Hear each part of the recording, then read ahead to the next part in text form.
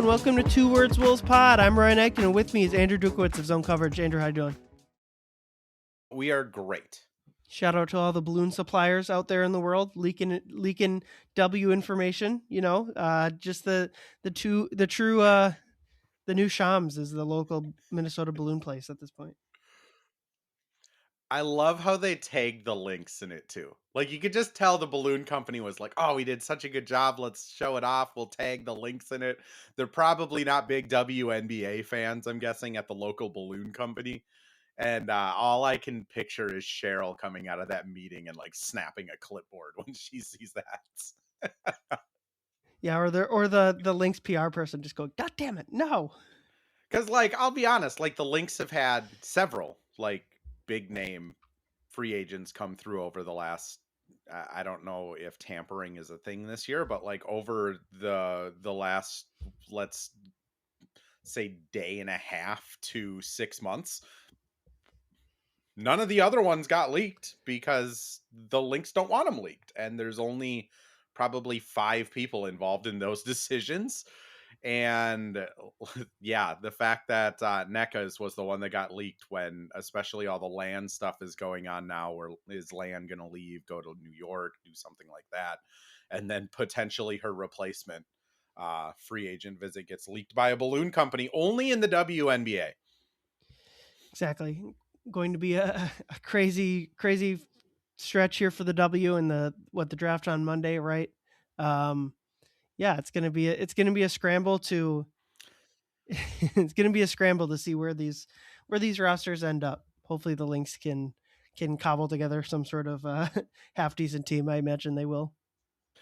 I mean, you got Kayla McBride, who last night put up an Instagram video of her working out in the Lynx facility. So I would assume she's back. And then Fee got Cord, so she should be back. That's a pretty good foundation if you want to build a good team, is, veteran leader that's been there, done that, and then maybe the second best player in the league. So I have faith. We'll find out Saturday. That's kind of the official day when signings can be made, ink to paper. So I'm sure we'll find out about 300 WNBA players that get signed. Yeah, it'll all come fast, and when it happens, we'll talk about it. But let's while the Wolves are kind of making a playoff push here, let's shift to them. Well, as I say that they're making a playoff push, they the push has ended here. So on Tuesday they beat Indiana in one of the more uninteresting games, I felt like, in terms of games actually played by your healthy players out there. Um, Whatever. Like, you beat a tanking team that wanted to lose. Good for you. And then that night, Phoenix loses to Houston, and that basically locks the Wolves. It clinches them top 6, and more or less, with Houston still having Memphis left on their schedule, it pretty much locked the Wolves into 6th, and the Wolves' priority immediately shifted to getting some guys some rest, and Julius and Rudy sit out their first games, not including suspension. So, yeah, but let's talk about this Orlando quote unquote loss. It's even weird kind of calling it that because the Wolves weren't necessarily concerned with the outcome of the game. Biggest note obviously is Jaden McDaniels comes back. Good to see him get some run in an actual NBA game, coming off an injury. How he missed it about a week and a half, 2 weeks here with this injury. So good to see him get back on the court, and I thought he looked pretty good. The athleticism seemed to be there. I wasn't necessarily following him on the defensive end of the court, but only plays 19 minutes, not pretty much around the same area as the rest of the starters. Puts up 18 points. I thought it was an encouraging return. And again, they got like 10 more days until the start of the playoffs, so Jaden should be ready to go. Yeah, I mean, he looked fantastic, which, I mean, they if the Wolves had more to play for, I kind of think Jaden maybe plays through this bone bruise thing. Maybe he's not missing a week and a half, but like it became pretty evident after the Wolves slipped down to the 6th seed, and after they had that win against the Suns like a couple weeks ago, that they kind of Mhm. sealed their fate. I mean, it would have been really unprecedented for them to fall to the 6. They would have had to almost win out to make it to the 5 or the 4, or even to the 3 seed. Like, I think priorities just shifted. I think that's why Ant's been kind of slow walked coming back. But I mean, Jaden, if you look at his last 5 games, including last night, so 4 before the injury and last night, he's 19 points a game on 50-40. uh we won't talk about his 60% free throw shooting over the last 5 games, but when you shoot 2 a game, that kind of happens sometimes. But 54% from, or 51% from the field, 54% from 2, 42% from 3, 19 points, 3.5 rebounds, 2 assists. Like, that's awesome. Like, if that's the Jaden you're getting going into the playoffs, which I know some of those games were without Ant, some of those games weren't necessarily against the best teams out there, but if Jaden's able to give you 16, I think you're feeling great. And last night he looked awesome. Like, he was able to get to that weird paint jumper thing. His like athleticism looked good. He was like attacking and confident and hanging on the rim for a technical, and all the Jaden things that we've come to know and love. Yeah, and I think this will be it. Basically, the rest of this regular season will be what it's about. It's like just getting guys kind of ramped up, where you play low pressure minutes, you get kind of back in the field, so that you're not just jumping right into the playoffs after missing multiple weeks. I guess for like Ant would be, I bet she doesn't play in Houston, but they play him like a 20-minute stint against New Orleans. I would guess a lot of guys in that season finale against New Orleans will play at least in the first half, Yeah, just with KG in the building. I think it makes sense to just, I mean, I would, it doesn't matter, but like grabbing a win there is probably not the worst thing in the world. Like just try to put out an effort that you can win the game. I don't know what New Orleans, if New Orleans will might play their guys, might sit their guys. They're not incentivized to lose. Um, yeah, that's where the season is at, is getting guys back playing well. Another guy from last night, I thought Naz Reid looked solid enough. yeah, Um, just got to, I mean, obviously, I think his shoulder injury is really bothering him, and I'm guessing they don't really expect it to get better before. I here maybe better put. I think if they felt like a week off for him would fix it, then he wouldn't be playing. yeah, But I'm guessing they feel like this is just what it's going to be. So it's, I'm half decent chance he doesn't play against Houston, but like I think it's just like for him to like just play. You got to figure this out. And this was again another good opportunity where it's like I think all the players even knew the outcome of the game wasn't the goal here. It was just get back into the rhythm. And I thought while he still shot 1 of 5 from three, I thought some of the other stuff in his game, the drives, the hook shots, the post game kind of it looked better. So just both having both Jaden and Nas find their stride in this game, I thought was important.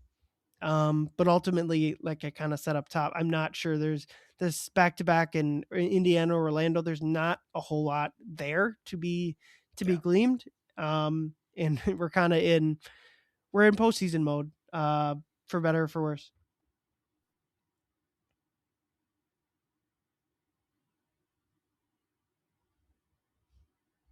Stretch against Indiana was like helpful. Um, and then having that good stretch was against Orlando was helpful. I don't know. I've been kind of, obviously, like, the Wolves aren't putting him on the injury report, so we don't know really what's going on with him. And he's, Dane asked Chris Finch about it before the road trip, and Finch is just like, you'd have to ask Nas. We asked Nas. He's like, Yeah, it's weird, older. weird answer to that one. Yeah, Yeah, Dane asked him like if he felt Nas's shoulder injury was, and he I don't know what to make of that answer. I would guess what's going on there is kind of what I said, is like they know it's not going to get yeah. better, so there's no use kind of giving him an excuse. And Well, then that and I'm sure in that's like postseason press they'll come out and say, oh, it was this bad or whatever. it. Reminds me, like, exactly like the Dejanay Carrington shoulder injury, where it was, what she was dealing with is a condition called shoulder subflexion, where essentially, like, your shoulder joint is just a little loose from having it dislocated too many times over your life. and it doesn't get worse and it doesn't get better. Like you need to have like a minor surgical procedure to like tighten those tendons up. Doesn't get worse though. And really the only thing about it is it hurts a ton.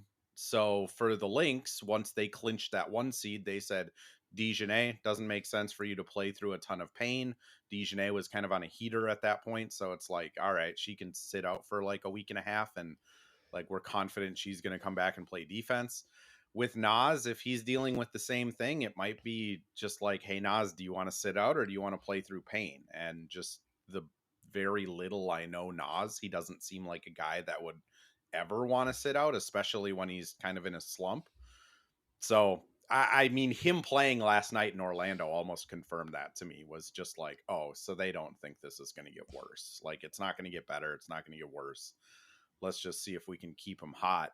To your point about like what the last 2 games entails, Andrew Carlson, your colleague over at Canis, brought up a good point last night of just like it probably goes with what they do with Ant. Like if Ant plays in Houston, they probably play all the starters 20 minutes and just do a first half thing. If Ant plays both games, they probably play the starters both games. If Ant sits out both, they probably rest both. But I think it's more just at this point, how do we reintegrate Ant into some of the stuff we've been running, which admittedly he did not look good his last outing. So I don't know. I think there's probably a benefit to resting him, and there's probably a benefit to getting him out there if he's able to. Yeah, and I think with his last outing, if you remember, he was apparently dealing with a pretty rough illness. So Yeah. I don't know if it was fully on the knee. I still would kind of say, well, if you're out there, like you open yourself up, like either you're healthy enough to play, and if you play poorly, like that's not Yep. great. Um, and if you're not healthy, then why are you out there in the first place? But yeah, I think that's a good point. Like it's really going to depend on Ant. If assuming my assumption would be with no info really on it other than the injury reports, I would guess he doesn't play in Houston, and Yeah. they try to get him back for New Orleans. It sounds like I think Finch said this post game, like that's the goal is to get Ant into a game before the end of the regular season. That would make sense to me, even if it's just like a small stint. And like you said, I think if you're going to play Ant, you play everyone. You have at least for a first half, like your normal, maybe not full on rotation, like you can open up that half man role to whoever, but have like an actual basketball game for at least a half, and hopefully you blow out New Orleans in the first half, and the end of the bench guys coming and cleaning up from there.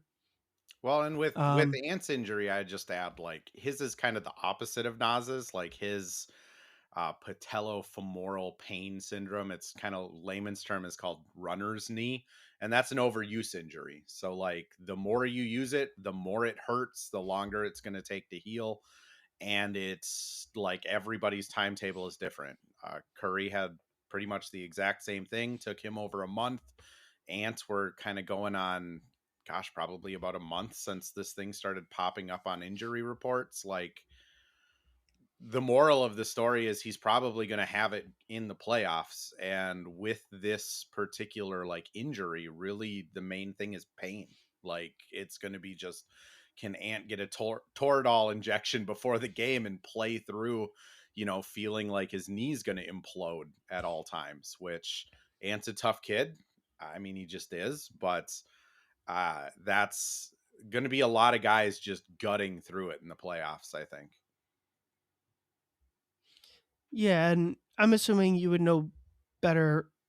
Like his age is going to help him a lot with Yeah, recovery in this compared to like a guy like Curry, right? Like that absolutely. decade younger is makes a big difference. And um I mean he's got, I think Jace Frederick tweeted this out, and I think it's a good point, is I think giving the guys the time off now is important because we've seen like how big this upcoming week of practice is for them and getting Yeah. ready.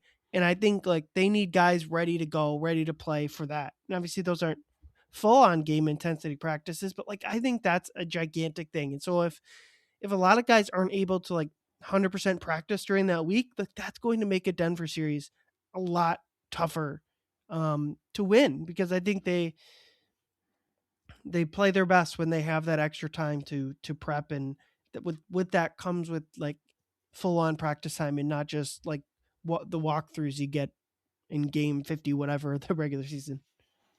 Yeah, and this Wolves team, I don't know. I've only been like on the beat for 2 years, and like last year I made every single practice. This year I've made all but one. And I feel like last year they had probably a dozen more practices than this season. I mean whether it's just the scheduling, the road trips, what have you. I mean, I remember there was a stretch from like January 1st to mid-February where they had 2 home practices in that entire stretch, and it's just like those home practices are the ones where you can actually like go through and work on things and really grind stuff out. I agree with you. Like I think the week off, if they're at full strength and everybody can participate, is going to help a ton. We saw it last year with the Lakers series and then with Golden State. This team does like really, I think when they're able to kind of sit and digest and really scout stuff, they that work shows off with them. And to your point again, like Denver's a team that they've played a ton, but this year it's just different. Like there isn't any Michael Porter Jr. weird stuff where you have to account for him just potentially going off for 20. There's a lot more like guys in set roles like Cam Johnson, Christian Brown. It's just a different Nuggets team than in the past, which is weird because they still have kind of their big three, quote unquote, with Murray, Gordon, and Jokic. But all of the supporting cast is just a little, it makes a little bit more sense than past years with this Nuggets team. Like Tim Hardaway Jr. just makes sense on this roster. Same with Brown, same with Bruce Brown. Yeah, I'm sure we'll get into it a little bit, but it's I think that extra week off is going to help them a ton.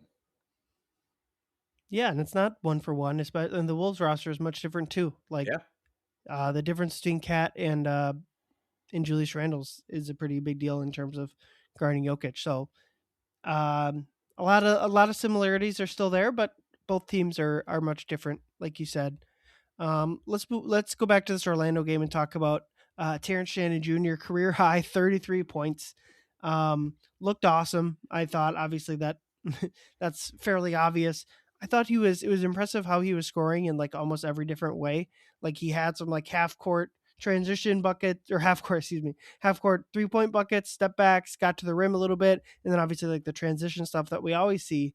Um, I think it's just a good sign that maybe there is, and look, this season for him has just been an abject disaster. Yeah. Basically from the like almost from the opening night, it's just he's had like some of the worst plus minus numbers in the entire NBA. It's just it's been awful, and a lot of that's been the off and on injuries he's had, and some of it I don't think has been that.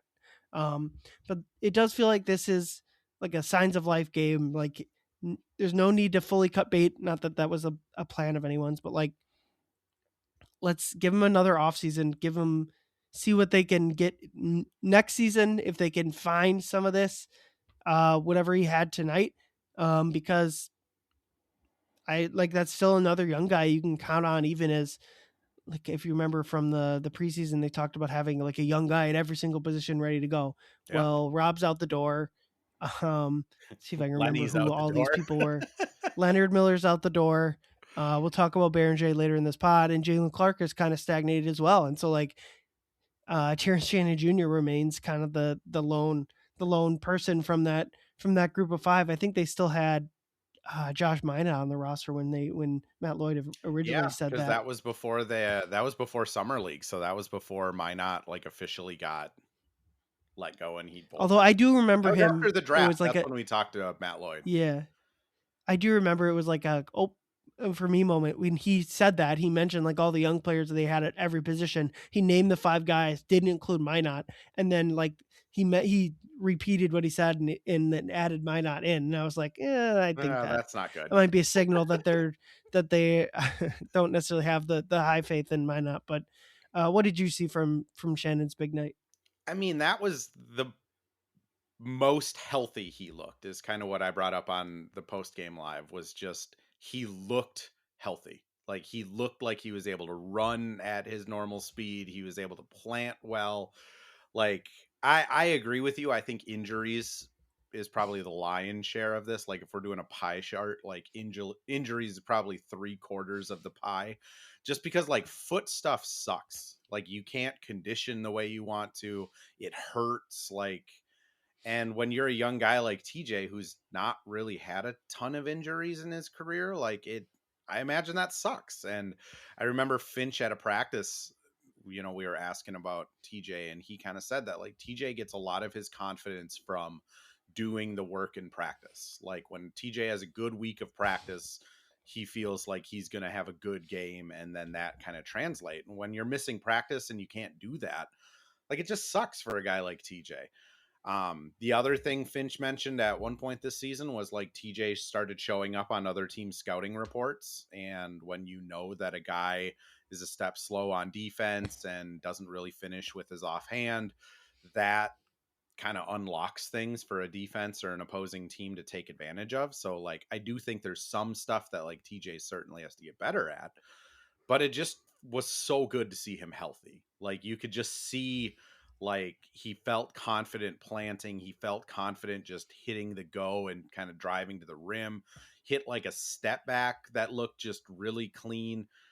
I mean, we haven't really seen him a lot this year. So last night was just, I think a lot of guys can score 20 in this league on any given night. I don't think a ton of guys can just drop 30. So the fact that he was able to do that with like actual legitimate NBA players on the other side, like Paulo and Bain were still playing. Franz came back injured to close that game out. I think there's a lot of like confidence to be taken from that. Now, like the question is, the Wolves made that trade for Io. They still have Dante. They still have like a fairly deep team, Bones kind of emerging. Like, is there even a spot for TJ like in the playoff run? I don't think so. But next season, like preseason, I think TJ is going to have a crack at that, ninth rotation spot that Kyle's kind of filling right now. And I think, again, like TJ is a guy I think you bet on. Like he's been through a ton. He's just kind of a survivor. Like I think that's a dude you just, if I had to put money on a guy, I'd put it on TJ. Yeah, I think your scouting report point is a good one. That like it's kind of like a sophomore slump type of deal where it's like you have the great, it wasn't his rookie season, but like the first real season he's in the rotation for more than just a 2 second stint. And now the defenses have adjusted to you, and like if you're going to continue to be an NBA player, like it's up to you to then adjust to what they're doing with you. Mm-hmm. And I think and like for what's important, I think is he has to do that while still being like a role player type. So like Yeah. the thing about this game is he had the ball in his hands a lot, and maybe there's gonna be nights where the Wolves need that from him, but I think more often they're not.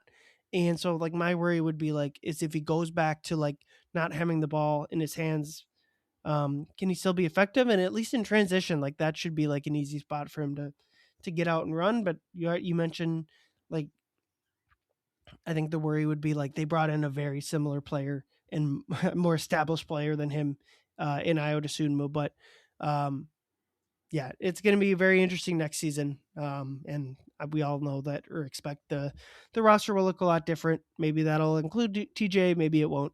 Who knows? The other guy from this Magic game that I wanted to talk about was Johan Beringer, who again got in Woof. foul trouble.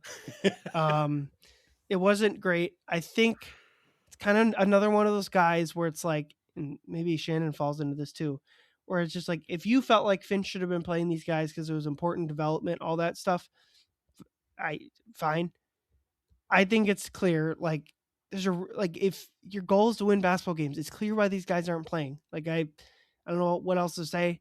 Um, I thought maybe like with Beringer, I thought like the first four fouls were all on different types of plays. Like the first one was help defense, where he's late to rotate over, his guy's wide open, and instead of just conceding the dunk, he fouls him. One was on a post up, another was on the perimeter, just reaching in, and then the other one was like a scramble situation where he's playing help defense again and fouls a guy.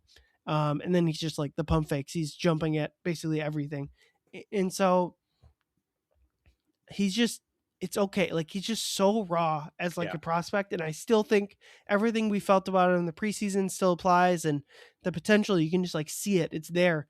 He had a beautiful dunk against, I think that was the Indiana game. He had a nice post hook in this game. Hmm. Like you see it's there, but it's just still so raw. And like my assumption is like, well, next year you got to trade one of the bigs to open up playing time for Beringer, and I still think that's a fine move because if Beringer doesn't work out, I think you can play more like small ball, one big lineups. But I would maybe time to pump the brakes on like even like next year Beringer is gonna be ready for 10, 15 minutes a night. It still might take him more time, but I guess we'll see what his training camp in a few months looks like. Yeah, I pre-wrote a Beringer article because I saw that he was going to play, and that's coming out at some point today over on Zone Coverage.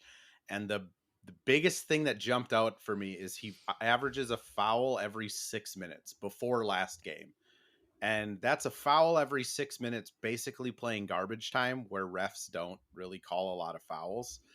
And to Yeah. the TJ point, he's not on a scouting report, so like the third string small forward for the Detroit Pistons probably doesn't really have a ton of familiarity with Berenger's game, knowing that he'll bite at everything and you can draw fouls.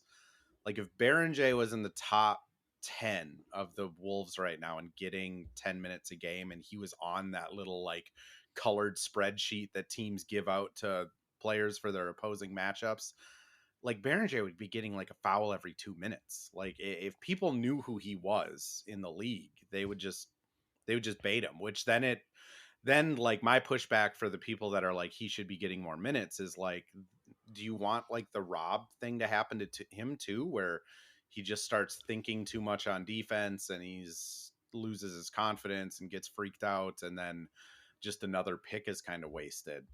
Like th- this season, I if he's playing in the playoffs, like it is something has gone catastrophically wrong or something is going catastrophically right.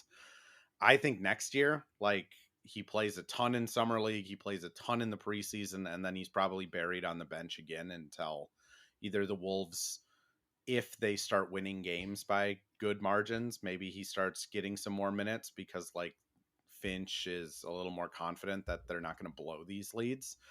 But the fouling thing is a huge issue. Like it's just I don't know if you can play through and learn that either. Like I think that's just going to be reps after reps after reps in practice of like rewiring his brain. On the flip side, like there are things that are like super encouraging. Like his ability to like turn off of a pick and just dive to the rim is I mean that's an NBA level skill already, that he can just dive so quickly. His rebounding, like I know some people knock it, but like he tries for every rebound, which I think is valuable. His hands are good. Like he catches the basketball. That's been a pleasant surprise. And then he seems like he's a good finisher. Like we haven't been able to see a ton of it, but like he does seem to have like really good touch around the rim. He kind of knows how to get into space and get himself into position for lobs and kind of setting himself up for it. There's like a bunch of things to be really excited about, but like he's gonna have to figure out the fouling thing, and I don't necessarily know how that gets better by him just getting thrown out there and getting five fouls in what he had 5 fouls in like 11 minutes before Finch just kind of decided, screw it, let's just roll with him. Yeah, that's kind of my biggest takeaway is just a lot of potential, really excited for him. I think 2 or 3 years from now he could be a really nice piece on this team, but it's still a long way away. Yeah, and it'll be interesting. I'm kind of curious to ask Finch like what if a guy like this can't stop fouling, what is like the training regimen? How do you get better at not doing that? Yeah. Like if you're missing shots, like just go take a bunch of shots, right? Like I don't know how you get better at at not fouling. It's probably just reps, like on court reps, like not especially with like the jumping a pump fakes thing. I think just getting getting used to when like there's just far craftier players than Beringer has ever been accustomed with out on the court. Like, how can they just needs to get practice with those type of players, and that's kind of tough because you might not get as many of those reps playing against like an Iowa or playing against the end of the bench guys. Um, Well, in yeah, Iowa was the I perfect case study, right? Like he just goes down to Iowa and dominates it. Like, what are you learning from just yeah. being so much more athletically gifted than anyone else on the floor and just dominating it? I mean that's where I don't know either, because again, like if it's like I again, a lot of people on Twitter and the internet sphere are like, you got to play him, and it's like, yeah, but if he plays and gets 3 fouls in 4 minutes, like that's not, he doesn't learn anything from that. Like now he's just bummed out because he's let the team down. Like that sucks. So it's, I don't know if it's just maybe over this offseason they send him with Rudy to France to go do whatever the hell Rudy does. I don't know if it's sending him with Julius and letting Julius just like bully him for 3 months. I don't know what the answer is, but yeah, it is going to be a good Finch question. I also, Summer League, I think will be really interesting to see like how the assistant coaches talk about him, because he's worked with Kevin Hansen all season, like every day. And I'd be really interested to hear like what Coach Kev thinks of kind of like this season and how Beringer is progressed. But we don't really talk to assistant coaches. Hmm. Yeah, it's kind of a random thing about NBA media is like the assistants are basically never made available except when Finch gets his knee torn up by Mike Conley in the playoffs. Where in the NFL they get like the coordinators like every week, and obviously like the media cycle in the NFL is a whole Even lot the different than. WNBA on game days, we get assistant coaches, and then at the shoot around, and then Cheryl talks pregame. So yeah, it is odd that there's, but at the same time, it's like, I don't know what really would we get out of like 17 Micah Nori jokes other than Micah Nori is a delightful person. So Yeah, for sure. I wouldn't. I agree with you. Like every pregame shoot around maybe wouldn't be needed, but like once a month yeah, would be nice, or when something happens. But that is not how NBA media works, for better or for worse. Yeah, I think summer league will be big for Baron J. It's not even how he plays, like what the production is or whatever. Like he was solid enough this last summer league, but like just getting him more reps with any sort of any sort of NBA situation. You'd like it to be like a more of a Terrence Shannon situation yeah. from last year, where Terrence played the first half of summer league and they kind of went, we'd like to get some other guys some looks here. Uh, so maybe the Baron J stuff is like that, but yeah, I'm kind of a little bit maybe pessimistic that next season will be Baron J's kind of permanent spot in the rotation is there, and maybe it's another year away. Um, I don't know how that affects the offseason in terms of who you're trading away, who you're bringing in, but uh, I guess let's leave that for the offseason, right? We have plenty of time to talk about that, and we're only going to have. I mean, it could be in 2 weeks from now. We could be more or less over, or heading to another round, or would have it whatever we. I don't know. That'll be the fun of figuring out what's going to happen. It's wild to think that literally 3 weeks from now we could be doing exit interviews and the season's just over. Like it ends so fast. Like Yeah. don't get me wrong. I'm very happy that I cover a team that's in the playoffs, because I think it would suck a lot more to be covering that Pacers team this year where it's just like waiting for Halliburton to come back and like tanking this year, or Utah. I mean, that would be tough, but like it is kind of jarring. Like last year, even when it ended, where it's just like, oh, 5 games, we're done. Like, all right, I guess we'll all pack up and go Hmm. home. Um, but hopefully it goes a little bit longer. I know you want to talk Denver, so if you want to go that way, I'm more than willing to talk Denver for hours. Yeah. I mean, it seems like it's really extremely like that it's going to be Denver. There is still an outside shot at the Lakers and an even further outside shot at the Rockets somehow.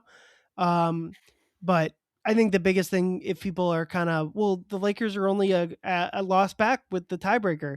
Yeah, but I think the big thing is Denver plays OKC and San Antonio, and those teams last night got locked into their seeds. And Yep. maybe they still try.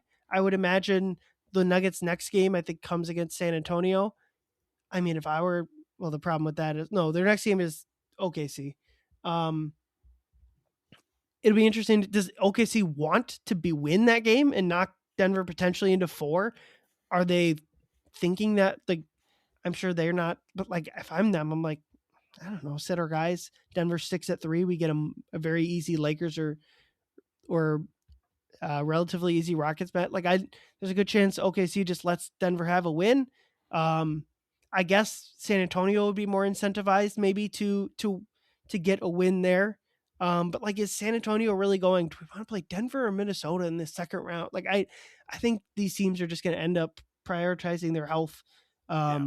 And at the very least, Denver's going to split these 2 last games, I'd assume, and that would require the Lakers going 3-0, and that's possible. But again, like, this Lakers team without Doncic and Reeves is just not good. It's not I a mean, good NBA team. Just like how the Wolves wouldn't be very good if Ant and who's their Reeves equivalent, if Ant and Jaden were out. We saw that. Like, they weren't that great. Um, so it's likely going to be Denver. But I I guess there's an outside shot at the Lakers. so the Lakers are in an interesting spot because they technically can catch the Nuggets. Like, it's not unheard of. The Nuggets, like you said, if they split, win one against the Spurs, lose to Oklahoma City, whatever, like the incentive structure for OKC and San Antonio to go like balls to the walls to beat Denver probably isn't there. But the Lakers are in this weird spot where the Warriors are locked in their 10 seed. They're not going to be able to catch 9. They have a 13 game lead or something over uh, New Orleans. Like they are where they are. Like tonight, why play Steph? We saw that Steph is good. Like, do you just rest Steph? Do you rest the rest of the starters if you're Golden State? Phoenix is in a similar situation. There's 3 games up over the 8 seed. They're 3 games behind the Wolves. They are locked in at number 7. Kind of what's the point of playing in that one?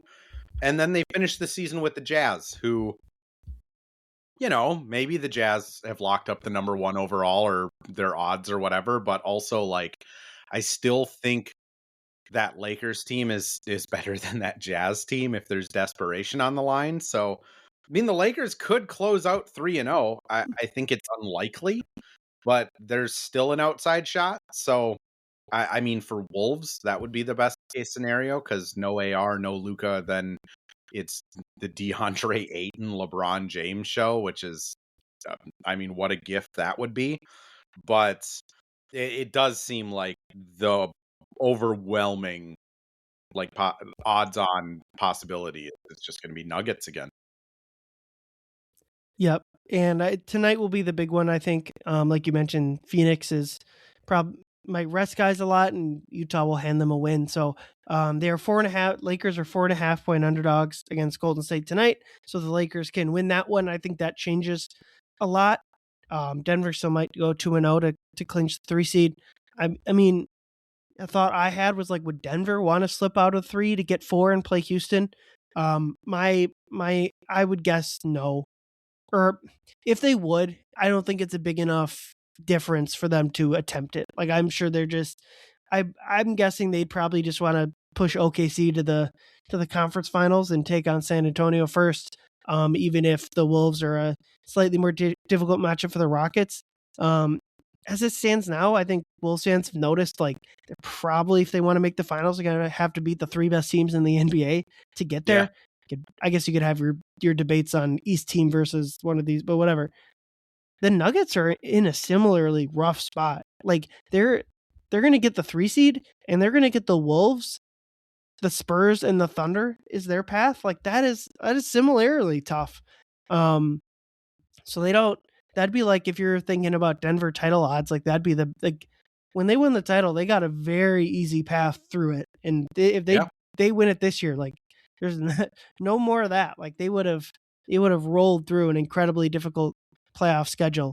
I guess let's just talk briefly. Let's assume it's Denver because, again, it's I would probably put it at like 90%, and maybe there's no use underestimating the 10%, but like, I mean, let's just be if honest. Denver has won 10 games in a row. Like if they wanted to stay in that yeah, 4-5 conversation, like they wouldn't rip off a 10-game win streak. right. And the Lakers have lost 3 in a row and don't have their guys. Like, yeah, it's if the Lakers guys were healthy, it would still be like a toss up, but like obviously like I mean, we just saw it. Like it's just tough to win without your top guys. But yeah, I think the week off again it's going to be like just incredibly necessary for this Wolves team against the Nuggets. The biggest thing is like Jokic. Can they do what they've done previously? Is like kind of turn him into a scorer, but shut off everyone else's water, including Jamal Murray. I think the key differences with the Wolves is their defense is not like it was in that Denver series. Yeah. It doesn't have nearly as much. Just like we're not getting Jamal Murray to throw a towel in this one. And then the big difference is Wild Cat that out that's a and sentence. yeah, Cat out and Randall in. I think Yeah. that's big because I don't think they're going to run. I don't think they're going to put Randall on Cat, or excuse me, they're not going to put Randall on Jokic and have Rudy lurk. One, because I think even to a further extent, like that's just not Julius is not the same type of guy. They'll throw different looks at him, but like I think the primary coverage as we've seen in the regular season will just be Rudy straight up. And then like with Rudy lurking, they don't have a person you can lurk off of anymore. Aaron Gordon has turned himself into a 40% 3-point shooter. Yep. Like that's going to be tough. So I think if we're looking at the matchup, I would guess like Aaron Gordon's health is just going to be the biggest thing. If they don't have him at 100%, that means a lot for the Wolves. They don't really have anyone to guard Ant.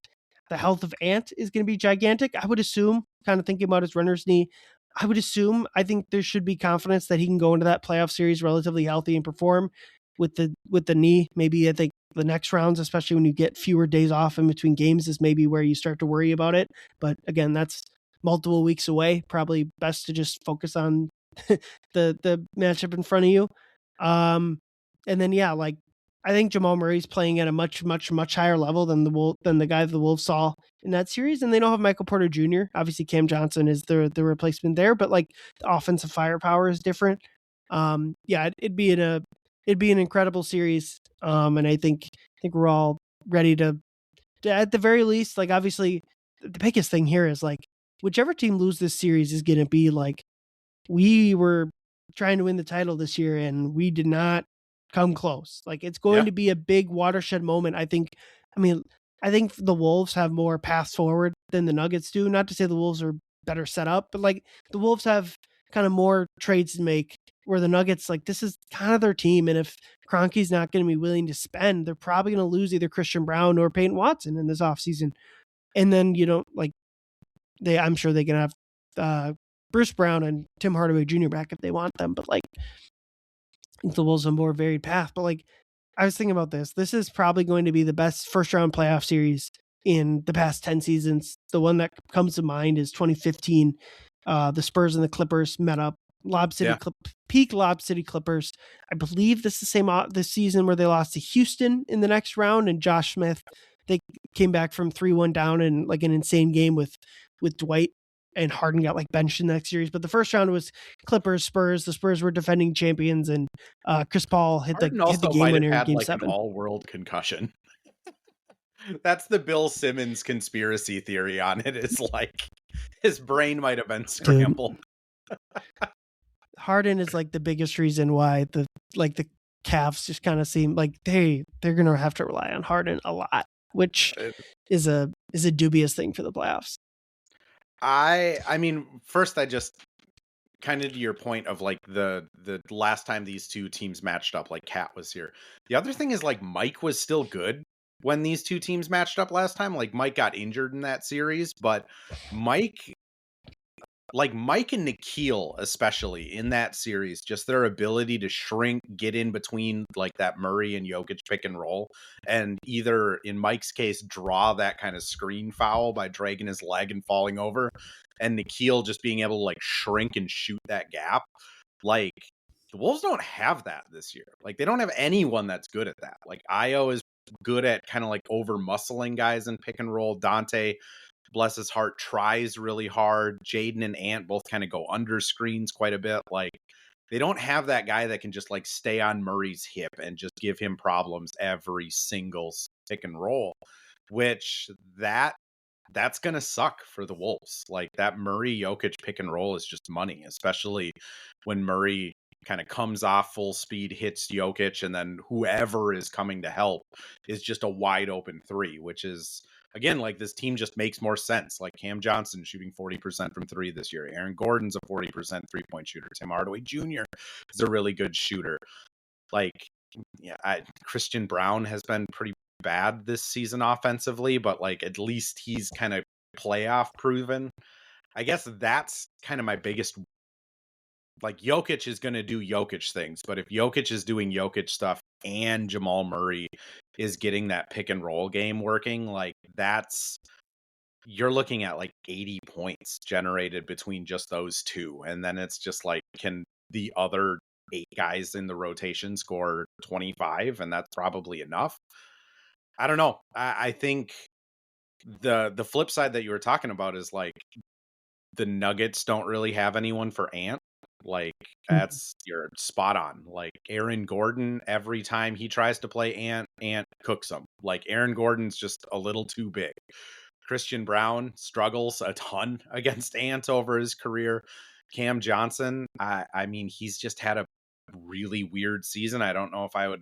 That's probably who the Nuggets have to depend on for Ant.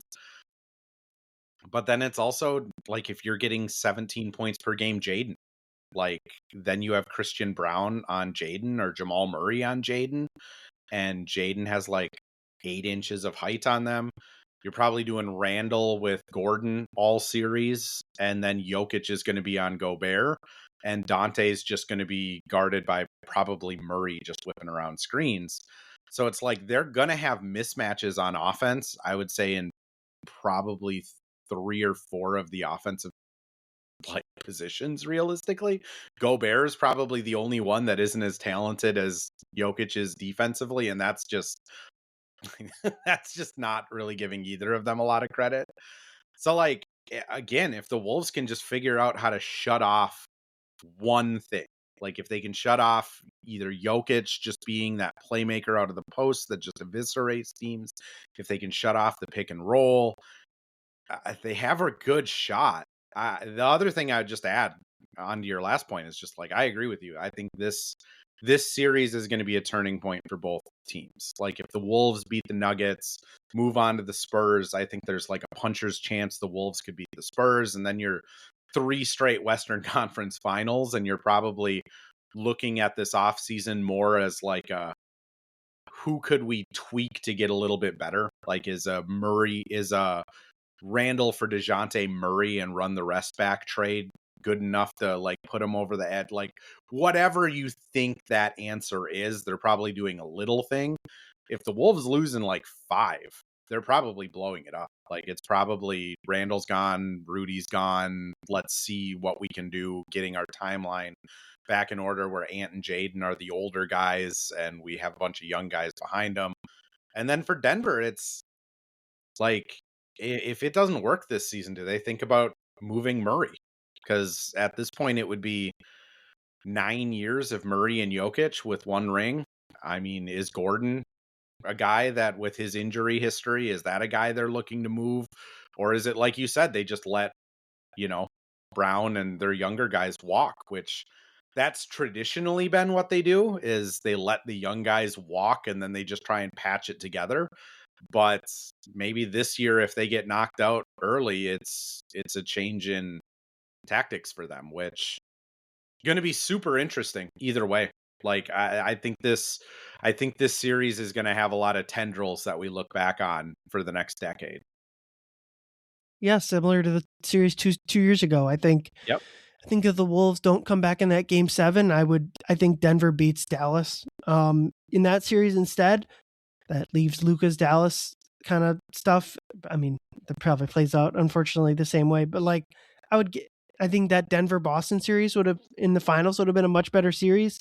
I think Boston still wins, but like, I think the Wolves did a lot there to switch up NBA history. I think Denver winning that would have been a lot different. Yeah, and I mean, the last time the Denver won the finals, they went through Minnesota in the first round. It's going to be interesting, and I think the biggest key as we next week we all do our shows and our articles about our series preview. The biggest thing from the Wolves' perspective is if they're going to win this series, it's going to be like a holy shit Ant series. They're going Yep. to need Ant to score to just be freaking awesome. Yep. And in pretty much every game, that if the Nuggets play him straight up, like he's got to score like 40 a night, damn near. And I think we saw the one game they did win against Denver when they were guarding him at half court with two guys, basically. He's going to have to make the correct pass largely to Rudy there. And Rudy's got to make the right play, which on the game they won, Rudy did exactly that. So that'd be the biggest thing. I think if Denver's smart, they'll run more of like what the Lakers run, like a high shell, where it's just like you dare Ant to take step back 3-pointers. I don't know if that's a scheme they run. But yeah, make Jokic like be the rim protector, I think is the biggest thing. I thought the Christmas Day game was a good example of this. I thought Ant's first, like 3 quarters in that Christmas Day game were like, this is like, Ant, you need to be dominating this game. The other thing I would just add is like this needs to be the 89-90 Pippen season playoff for Jaden, where up until that playoff run for the Bulls, Pippen was a highly turnover prone small forward that looked like the moment was too big. Then he went out and promptly averaged 20 in that 89-90 playoff series.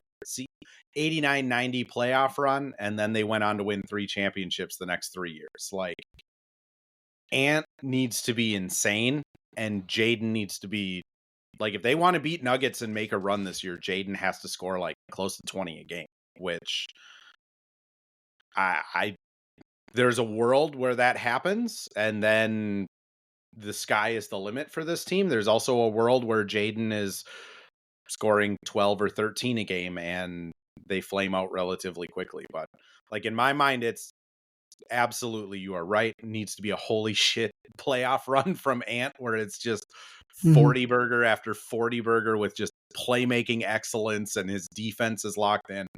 And then I think more so than Julius, like Jaden needs to be the second best player in this series. Like if Jaden elevates to what I think a lot of people think his ceiling could be this year, I mean, then yeah, if Jaden's scoring 19 and Ant scoring 40, the math gets pretty hard to see Denver kind of keeping up with them. Yeah, and I think that'd be the main worry for the Wolves is especially with Ant, like he hasn't had like one of those holy shit games in a couple months because of this injury. So that'd be the main worry. Before we wrap up, let's do just because the seedings are starting to kind of even out. Let's do some playoff predictions here. Let's start in the West, and we'll assume it's OKC 1, Spurs 2, Nuggets 3, 4-5, Lakers Rockets. If for me, well, I'll let you go first. Pick kind of do March Madness bracket style. Who comes out and playing doesn't really matter. March Madness bracket style. Who would you have kind of going to the finals from that? Yeah, I mean, I think play-in, you're right. This year doesn't really matter. Like the Golden State makes it out of the playoffs and then gets swept by Oklahoma City. That's great. Like I think OKC wins round 1. Spurs win round 1 as well. I was mentioning to you earlier, like if I had bet $100 on this Nuggets Wolves game, given the odds, I would put it on the Wolves. It's really hard for me to not pick the Wolves in this series. Like this team has been so weird all season. I think they can rise for one round. So I'm gonna pick the upset. I'm gonna pick the Wolves over Denver, and then I unfortunately Rockets are gonna just smash the Lakers. Like even with Luka getting some experimental treatment, like it's just there's just too many unknowns. Second round, I have the Thunder squashing the Rockets, the Spurs squashing the Wolves, and then the Thunder going on to a championship. How about you? Yeah, I'm surprised. I don't know. I think I would kind of, if I were to pick the Wolves, I would probably, I'd almost think about picking them above the Spurs too. I think that's a team that, like, as far as anyone can match up well with Wemby. Maybe the Wolves can there, but obviously they've won 14 more games than the Wolves, so maybe that's naive of me to think that that would be a series the Wolves could have. It's also a point you've been making all season of like they have not shown the consistency to give me confidence that they can do this for more than one round. Like I think they can lock in, upset the Nuggets and like kind of shock everybody. I don't know if they're going to be able to keep that like mental and physical edge for 2 rounds. So, yeah, that's kind of my Yep. thought process. Is like I think they can rise to the occasion for one. That's true. So that's a pretty good point. The idea that they can play consistently for 2 rounds and beat a team that had 14, yeah, it's a good point. So yeah, I like you, the OKC side of the bracket. I think it plays out really well for them, and obviously they earned it by being the 1 seed. So Rockets over Lakers, Thunder over Rockets. Spurs won't have any trouble with first round series. So the odds are going to come out, and the Nuggets are going to be gigantic favorites, I think, in this Yep. series. If you're asking me for like a gambling value bet, I would absolutely pick the Wolves. I think if I'm picking games, I think this goes 7. I think I'm just going to lean Nuggets in 7. Just Fair. I that's where I'm at, but I would have it like 55-45 versus Vegas is going to have like implied odds of like 2/3, 75% Nuggets. I'm actually going to pick the Nuggets over the Spurs as well. Okay. I think Jokic is awesome. I think the Spurs are just a year away. Um, Especially just I think Wemby's a year away from really figuring this stuff out. And then I'd pick OKC to beat Denver again. If you're asking me for a value pick, I would probably pick Denver to win that series. But OKC, I think, is just they're extremely good. Let's move on to the East a little bit quicker here. Yeah. I let's push on the top 4 of Detroit, Boston, New York, and Cleveland. I think those top 4 obviously will make it pretty easily. Looks like Detroit's locked into 1, Boston into 2. New York has a 1-loss advantage over the Cavs. Let me check that. The tiebreaker there that will determine.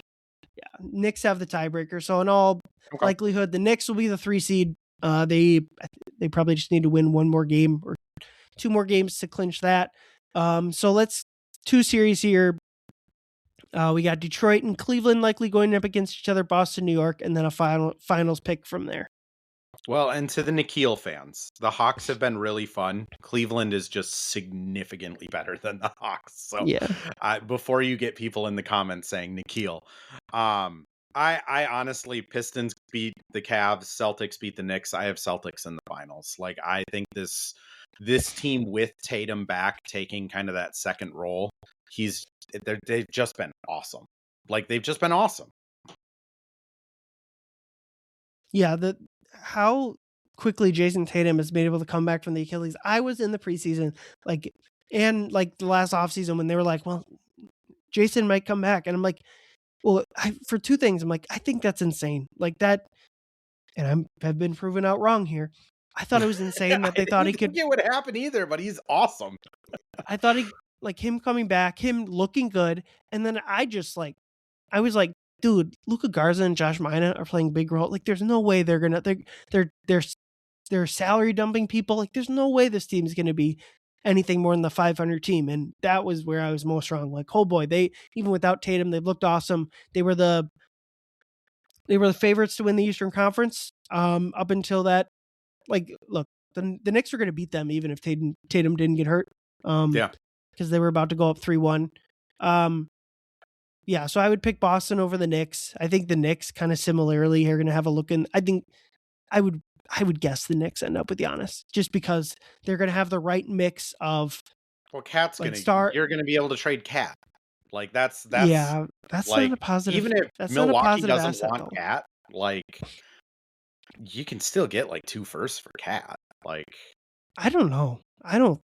He makes really? 70.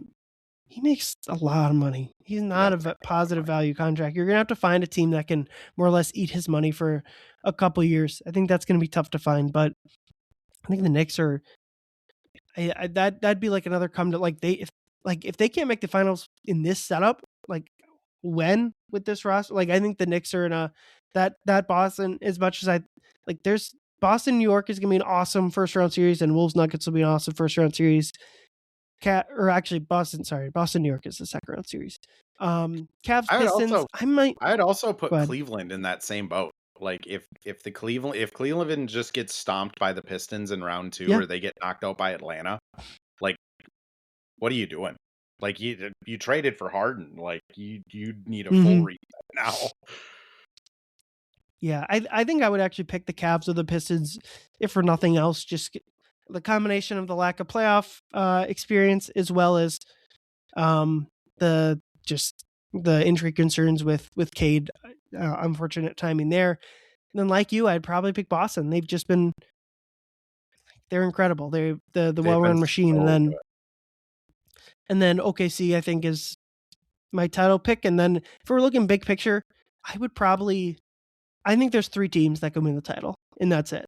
OKC, Denver, and Boston. I don't really think any of the other teams have it.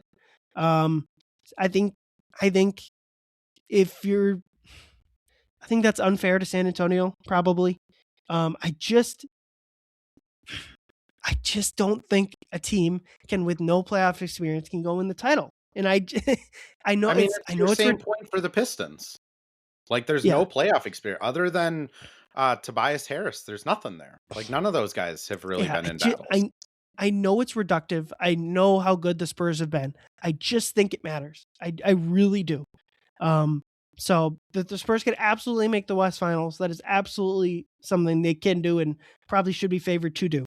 I'm just like the smallest bit skeptical, and I hope they throw it in my face or whatever. Like that, I'm willing to eat. I'm willing for something unprecedented to happen, but I at least got to point out how unprecedented, easy for me to say, it would be. It's like the Tom Brady thing, right? Like at some point you just have to be like, yeah, Tom Brady's going to be good forever. Like I'm going to stop guessing that he's not going to be. That's the same thing with like NBA playoffs. Nobody does that. Like nobody wins it on their first real run. So like and I'm not saying nobody as like a superlative. Like literally look back. Nobody does this. Like even the guys that win it in their mid 20s, like your Giannis, your Steph Curry's, your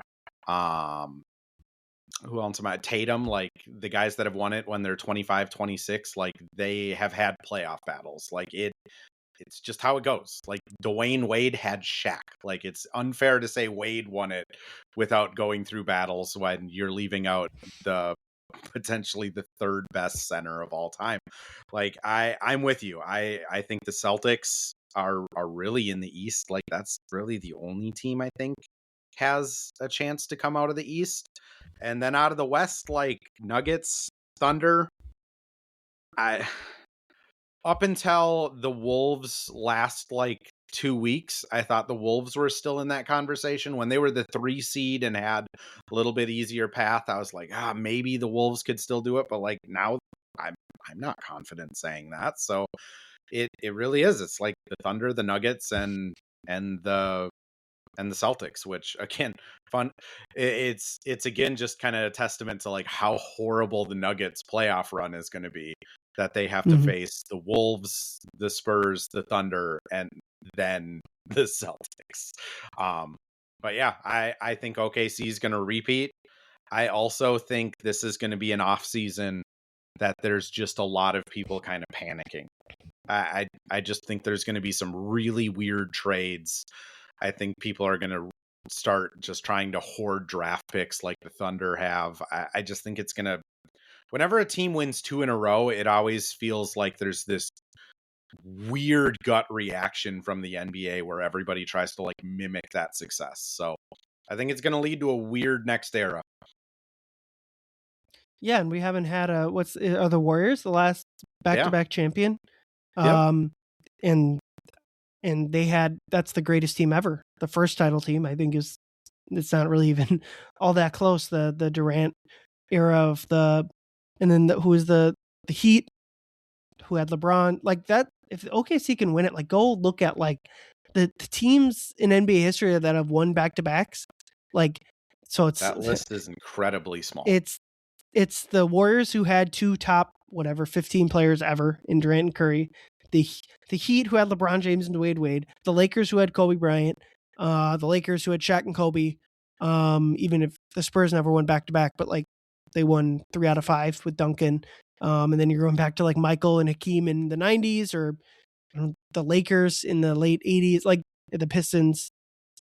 Yeah, Like, I mean, it is an insane accomplishment, and like again, I just think I just like the way the Thunder have done it is so vastly different than the Warriors, right? Like the Warriors built their internal core, but then got Kevin Durant. Like the Thunder didn't really do that. They just have had so many swings to hit on picks.